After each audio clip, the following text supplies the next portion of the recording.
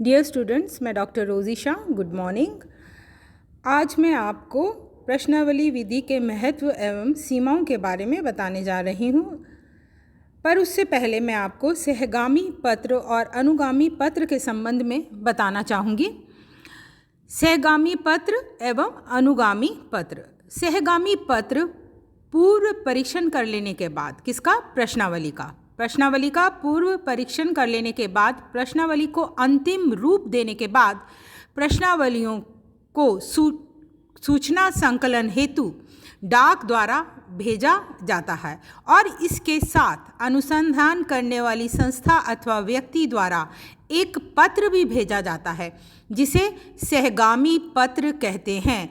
इस पत्र में सूचनादाता को अनुसंधान करने वाली संस्था का परिचय दिया जाता है, उसे अनुसंधान के विषय, उद्देश्य बताए जाते हैं तथा प्रश्नावली को एक निश्चित समय में भरकर लौटाने की प्रार्थना की जाती है और उससे सहयोग की अपेक्षा की जाती है।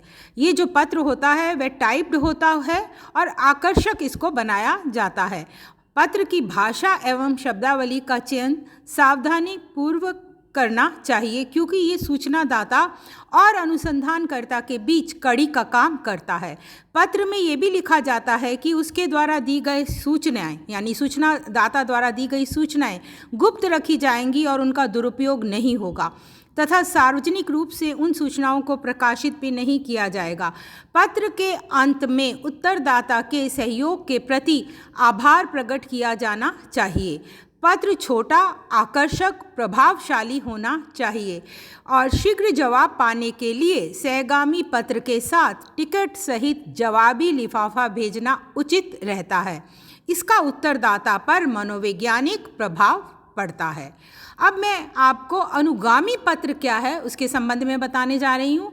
कई बार प्रश्नावलियाँ उत्तरदाताओं द्वारा भरकर लौटाई नहीं जाती हैं, तब लगभग 15 दिन बाद एक और पत्र लिखकर उत्तरदाताओं को प्रश्नावली भेजने की याद दिलाई जाती है और उनसे प्रार्थना की जाती है कि इसी पत्र को अनुगामी पत्र कहते हैं। यानी इस पत्र में उनसे प्रार्थना की जाती है कि कृपया कर आप प्रश्नावली भरकर लौटा दीजिए। इस पत्र को अनुगामी पत्र कहते हैं। अब मैं आपको प्रश्नावली विधि के महत्व बताऊंगी और उसके पश्चात मैं आपको प्रश्नावली विधि की सीमाएं या दोष बताऊंगी। सबसे पहले विशाल जनसंख्या का अध्ययन। जैसा कि आप जानते ही हैं कि आधुनिक समय में सामाजिक अनुसंधानों में तथ्यों के संकलन हेतु प्रश्नावली विधि का प्रयोग दिन प्रतिदिन बढ़ता जा रहा है और इसके महत्व के संबंध में विल्सन गी ने लिखा है कि ये व्यक्तियों के एक बड़े समूह अथवा अधिक बिखरे हुए व्यक्तियों के एक छोटे से चुने हुए समूह से कुछ सीमित सूचनाएं प्राप्त करने की एक सुगम विधि है। विशाल जनसंख्या का अध्ययन। प्रश्नावली विधि का सबसे बड़ा गुण ये है कि इसके द्वारा हम दूर दूर तक फैले हुए क्षेत्र एवं विशाल जनसंख्या का अध्ययन कम समय, कम धन, कम श्रम खर्च करके कर सकते हैं। अन्य विधियों द्वारा विशाल जनसंख्या के अध्ययन हेतु अधिक धन, समय, श्रम की आवश्यकता होती है। इस संबंध में, इसके महत्व के संबंध में सिन पाओ येंग ने लिखा है कि प्रश्नावली एक विशाल एवं विस्तृत क्षेत्र में फैले हुए व्यक्तियों के समूह में से सूचनाएं संकलित करने की शीघ्रतम तथा सरलतम विधि प्रदान करती है। निम्नतम व्यय। प्रश्नावली विधि अन्य विधियों की अपेक्षा अध्ययन की कम खर्चीली विधि है। कागज, छपाई, डाक व्यय पर होने वाले अल्प खर्च में ही विशाल क्षेत्र का अध्ययन हो जाता है। क्षेत्रीय कार्यकर्ताओं की इस विधि में आवश्यकता न होने से उनके वेतन एवं भत्तों तथा संगठन संबंधी व्यय की आवश्यकता नहीं होती है। न्यूनतम समय। प्रश्नावली को छपवाकर एक साथ डाक द्वारा भेजा जाता है सूचनादाताओं के पास, जो शीघ्र ही भरकर पुनः वापस लौटा दी जाती है। इसके विपरीत साक्षात्कार में, अवलोकन तथा अनुसूची विधि में अनुसंधानकर्ता को सूचनादाता से व्यक्तिगत संपर्क करना पड़ता है, जिसके लिए अधिक समय की आवश्यकता होती है। यदि क्षेत्र विस्तृत हो तो समय की और अधिक आवश्यकता होती है। जबकि प्रश्नावली डाक द्वारा एक साथ भेजी जाती है और कुछ समय में अधिकांश उत्तर सहित उत्तरदाताओं द्वारा लौटा दी जाती है।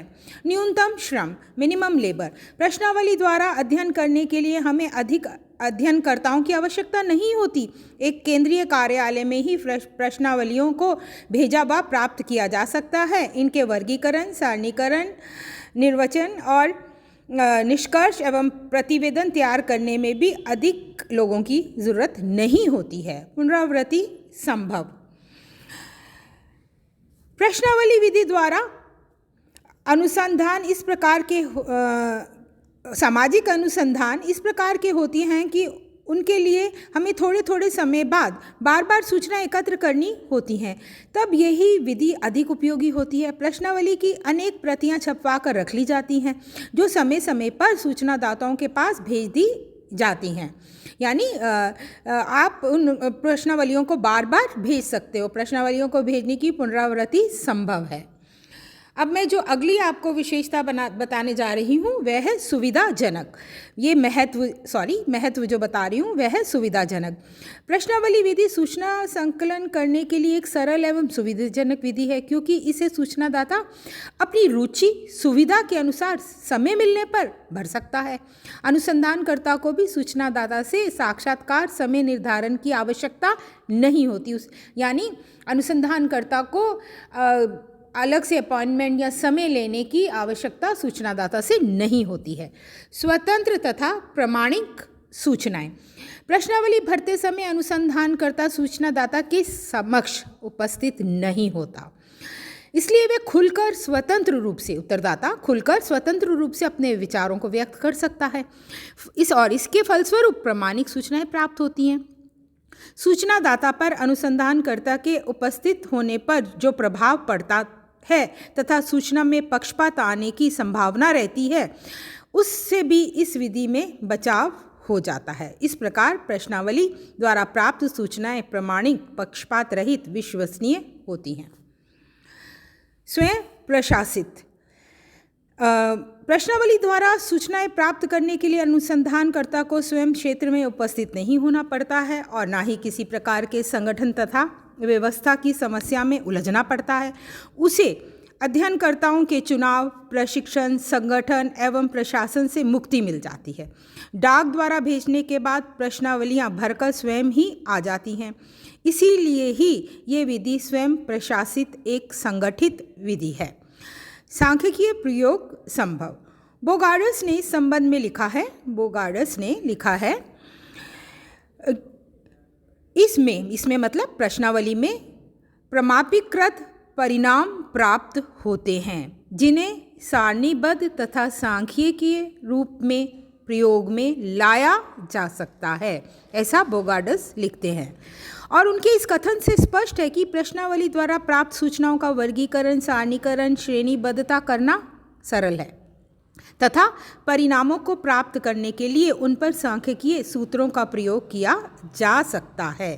तुलनात्मक अध्ययन। अब ये अंतिम महत्व मैं इस प्रश्नावली का बताने जा रही हूँ। प्रश्नावली विधि द्वारा विभिन्न अध्ययनकर्ताओं के परिणामों की परस्पर तुलना सरलता से की जा सकती है, क्योंकि प्रश्नावली विधि में अनुसंधान के समय जो अध्ययन करता है स्वयं उपस्थित नहीं होता। इसलिए जो सूचनाएं हैं सामान्यतः निष्पक्ष, समरूप एवं प्रामाणिक होती हैं, जिनकी तुलना करना संभव है। प्रश्नावली विधि की सीमाएं या दोष जान लीजिए, समझ लीजिए। प्रश्नावली विधि की, जैसा कि मैंने आपको बताया, अनेक लाभ हैं, उपयोगिताएं हैं, लेकिन फिर भी प्रश्नावली विधि की कुछ सीमाएं या दोष या कमजोरियां हैं, उन्हें मैं अब आपको बताऊंगी। अशिक्षितों के लिए अनुपयुक्त। प्रश्नावली का प्रयोग केवल शिक्षित लोगों के लिए ही किया जा सकता है, क्योंकि सूचनादाता को स्वयं उन्हें पढ़कर भरना होता है। और अगर हम हमारे देश की बात करें तो यहाँ अशिक्षा का प्रतिशत अधिक है, और जहाँ अशिक्षा का प्रतिशत अधिक हो वहाँ इसका प्रयोग सीमित मात्रा में ही हो सकता है। प्रति उत्तर की समस्या। प्रश्नावलियाँ बहुत कम समय में लौट कर आती हैं। प्रश्नावलियाँ बहुत कम संख्या में लौटकर आती हैं अथवा सूचनादाता उन्हें भरकर लौटाने में जल्दी नहीं करता है। इसका कारण है अधिकांश सूचनादाता लापरवाह होते हैं, आलसी होते हैं या इच्छा नहीं होती उनको भरने की। कुछ सर्वेक्षण उद्देश्य को भी नहीं समझ पाते हैं कि यह प्रश्नावलियाँ उन्हें क्यों भेजी गई है, इस अध्ययन का क्या उद्देश्य है। उनके पास समय अभाव होता है तथा प्रश्नों का उत्तर देना नहीं जानते या व्यक्तिगत तथ्यों को स्वयं लिखना नहीं चाहते। ऐसी स्थिति में बहुत कम प्रश्नावलियाँ ही अनुसंधानकर्ता के पास भरकर पुनः वापस आती हैं। तो ये भी प्रश्नावली की एक दोष है, सीमा है। अपूर्ण सूचनाएं।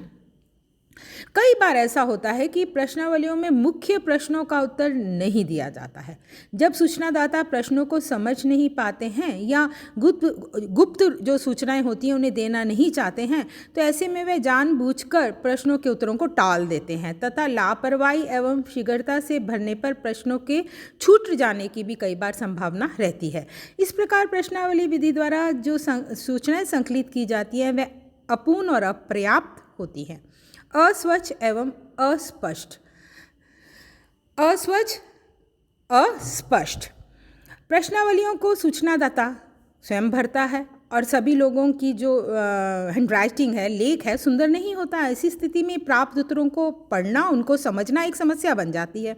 उत्तरों में कांट छांट एवं ओवर राइटिंग, गंदे एवं घिसे हुए अक्षरों में लिखना जिन्हें पढ़ा नहीं जा सकता, इसलिए कई बार प्राप्त सूचनाएं उपयोगी नहीं हो पाती हैं। प्रतिनिधित्वपूर्ण निदर्शन असंभव। प्रश्नावली विधि द्वारा अध्ययन के लिए चयनित निदर्शन क्षेत्र का पूर्ण प्रतिनिधित्व नहीं करता है, क्योंकि क्षेत्र में शिक्षित एवं अशिक्षित सभी प्रकार के लोग होते हैं, किंतु प्रश्नावली का प्रयोग केवल शिक्षितों के लिए ही किया जा सकता है। अतः समग्र के संबंध में वस्तुनिष्ठ ढंग से सामान्यीकरण कर पाना संभव नहीं हो पाता है। भावात्मक प्रेरणा का अभाव। प्रश्नावली विधि में सूचनादाता एवं अनुसंधानकर्ता में व्यक्तिगत आमने सामने का संपर्क नहीं होता है। वे एक दूसरे के विचारों को अच्छी तरह नहीं समझ सकते हैं और ना ही अनुसंधानकर्ता सूचनादाता को प्रश्नावली भरने के लिए भावात्मक रूप से प्रेरित कर सकता है। अतः ये एक औपचारिक विधि मात्र रह जाती है, जिसके परिणाम स्वरूप अपर्याप्त अपूर्ण सूचनाएं प्राप्त होती हैं। सार्वभौमिक प्रश्नों का निर्माण असंभव। सूचनादाताओं के स्वभाव, आदर्श, विचारधारा, सामाजिक आर्थिक स्थिति, सांस्कृतिक पृष्ठभूमि एवं शिक्षा के स्तर में पर्याप्त भिन्नता पाई जाती है। अतः ऐसे प्रश्नावलियों का निर्माण करना कठिन है जो सभी लोगों के लिए सार्थक एवं व्यवहारिक हों, जिसे समान रूप से सभी पर लागू किया जा सके। ऐसी स्थिति में निष्कर्षों का भिन्न भिन्न आना स्वाभाविक है। गहन अध्ययन असंभव। प्रश्नावली द्वारा विषय का गहन अध्ययन नहीं किया जा सकता, क्योंकि एक तो समय का अभाव होता है, दूसरा अनुसंधानकर्ता की अनुपस्थिति के कारण खोद कर सूचनाएं नहीं पूछी जा सकती, यानी आप उन पे किसी तरह का कोई प्रेशर या भावात्मक दबाव नहीं बना सकते हैं और ना ही भावात्मक प्रेरणा उन्हें दी जा सकती है। मेरे कहने का अर्थ है कि उन्हें भावात्मक प्रेरणा भी नहीं दी जा सकती है सूचनादाता को। इसके द्वारा केवल मोटी मोटी बातें एवं सही सूचनाएं ही एकत्रित की जा सकती है। गहन सूचनाएं प्राप्त करना संभव नहीं है। विश्वसनीयता का अभाव। विश्वसनीयता। प्रश्नावली द्वारा प्राप्त सूचनाएं पूर्ण विश्वसनीय नहीं मानी जा सकती, क्योंकि अनुसंधानकर्ता की अनुपस्थिति के कारण कई बार सूचनादाता प्रश्नों को समझ ही नहीं पाता है या उनका गलत अर्थ लगाते हैं। ऐसी स्थिति में प्राप्त उत्तर प्रामाणिक एवं विश्वसनीय नहीं कहे जा सकते हैं। उत्तर लिखने में अनुसंधानकर्ता की सहायता का अभाव। प्रश्नावली विधि में सूचनादाता कई बार कुछ प्रश्नों को समझने में असमर्थ रहता है, जिसे समझने के लिए वहाँ अनुसंधानकर्ता नहीं होता उसे समझाने के लिए। ऐसी स्थिति में उन प्रश्नों के उत्तर या तो छोड़ दिए जाते हैं या जैसे उसको समझ आते हैं वैसे लिख दिए जाते हैं या गलत लिख दिए जाते हैं। प्रश्नावली की कमियों का उल्लेख करते हुए सीजर ने लिखा है, प्रश्नावली द्वारा प्राप्त उत्तरों में ये पता लगाना असंभव है कि कौन सा उत्तर सूचनादाता का लापरवाहीपूर्ण अनुमान है और कौन सा जानबूझकर दी गई गलत सूचना है। गुडे एवं हार्ट ने लिखा है कि अनेक कमियों के होते हुए भी स्वयं प्रशासित डाक प्रेषित प्रश्नावली अनुसंधान में अत्यंत लाभदायक सिद्ध होती है, ऐसा गुडे एवं हार्ट ने लिखा है। यदि प्रश्नावली में प्रश्नों का निर्माण तथा निदर्शन का चुनाव उपयुक्त समुचित रूप से किया जाए तो इसके द्वारा प्राप्त सूचनाएं निश्चय ही प्रामाणिक एवं विश्वसनीय होंगी। Thank you.